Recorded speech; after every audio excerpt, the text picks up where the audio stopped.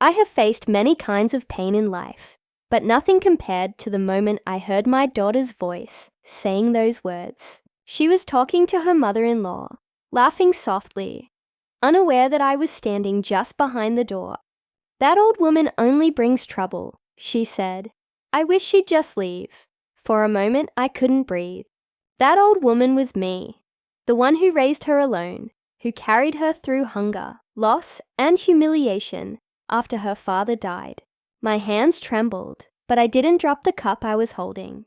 I quietly walked back to my room, sat on the edge of the bed, and stared at the wall until my eyes burned.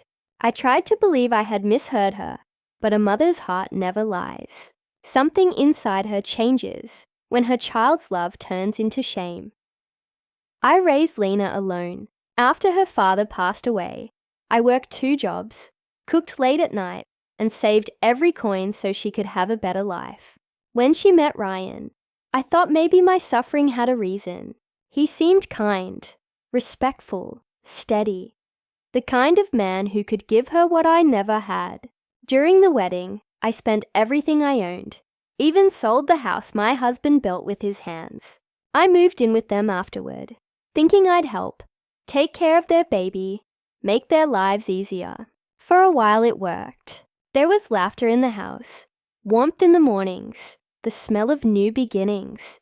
But slowly, everything began to fade. Ryan's mother started making remarks like, "Old people should rest, not run the kitchen." I stayed silent. Then Lena changed too. She became impatient, distant, cold. I kept telling myself she was stressed, maybe tired, maybe trying to fit into her new home. But the warmth in her eyes was gone, replaced by something I couldn't name. One night I heard her laughing with Ryan's mother again, and my name came up in their jokes. I sat on my bed and felt a sting that words can't describe. The next morning, I pretended everything was fine, but my heart was restless. Ryan avoided me. Lena snapped at every question, and the air between them felt heavy. Then one evening I heard them fighting. I didn't mean to listen, but I froze when Ryan shouted, "You lied to me. You cheated before we even got married." For a second, I couldn't believe my ears. Lena's voice broke as she said, "I was scared. I thought you'd never find out."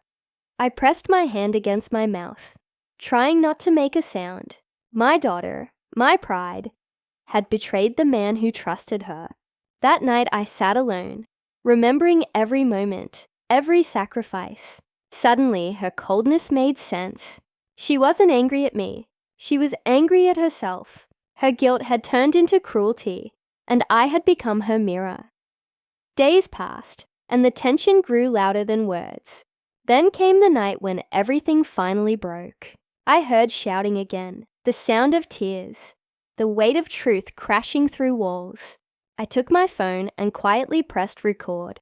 Ryan's voice echoed, "You made me a fool. You made a mockery of our marriage." Lena sobbed, "I made a mistake. I still love you." And then Ryan's mother's voice cut through, sharp as a knife. "Love? This isn't love. This is bad upbringing. That woman taught you how to lie." I pushed the door open. The silence that followed could have frozen the world. They all stared at me. I didn't shout. I didn't cry. I just played the recording. Their words filled the room, undeniable. Then I looked at Lena. "I taught you sacrifice, not betrayal," I said softly. Her tears fell, but I continued. "You've turned your shame into hatred, and you used me as your shield. But the truth always finds its way." I left the room while her sobs echoed behind me. At sunrise, I packed my bags. Lena stood in the doorway, shaking, crying, "Mom, please don't go. I'll fix everything." I looked at her gently. "Love without respect is poison," I said. "I can forgive you, but I can't stay where I've lost my dignity." Ryan's mother stood behind her, eyes full of regret, but I had no anger left. Only exhaustion. I walked out quietly. No one followed. I moved into a small apartment across town, a place with peeling paint, but endless silence. Every evening, I sat by the window with a cup of tea, watching the sun sink behind the buildings. For the first time in years, I could breathe. Pain, I learned, can be peaceful when it stops expecting love in return. Weeks passed before I heard that Ryan had filed for divorce. Lena had lost everything: her husband, her home, her pride. I didn't gloat. I just felt a strange calm. One evening, there was a soft knock on my door. When I opened it, Lena stood there.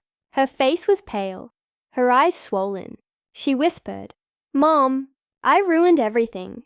I don't deserve your forgiveness." I didn't speak at first. I just poured her a cup of tea and handed it to her. She held it in both hands, trembling. "I hurt you," she said. "I hurt everyone." I looked at her quietly. "Guilt doesn't heal anything," I said.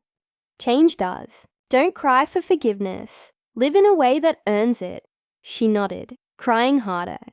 "Will you come home?" she asked. I shook my head. "That home doesn't exist anymore. You have to rebuild it yourself. Sometimes a mother's distance is the only way a child learns to stand alone." She wept, and I touched her hand, just once, before letting go. Now I live a quiet life. Mornings are simple, evenings are soft. I still think of her every day. She visits sometimes, brings groceries, sits for tea, and we talk like strangers, learning how to be family again. I've realized something. Children never truly hate their parents.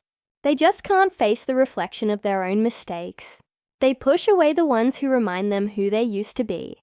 But time is patient. It waits for guilt to soften into love. A mother's heart may break 1,000 times, but it never turns dark. It doesn't curse. It simply stops blessing as loudly. And that silence, that quiet, wordless silence, becomes the lesson life never taught them. When the sun sets and the light fades through my window, I whisper the same prayer every evening. I ask for her peace, not her apology. I ask that she learns to forgive herself the way I finally forgave her. Because in the end, forgiveness isn't about who was right or wrong. It's about freeing yourself from the weight of what could have been. And I've learned one final truth. Respect your parents. Not when they're watching, but when they fall silent. Because in their silence lives every answer you'll ever need.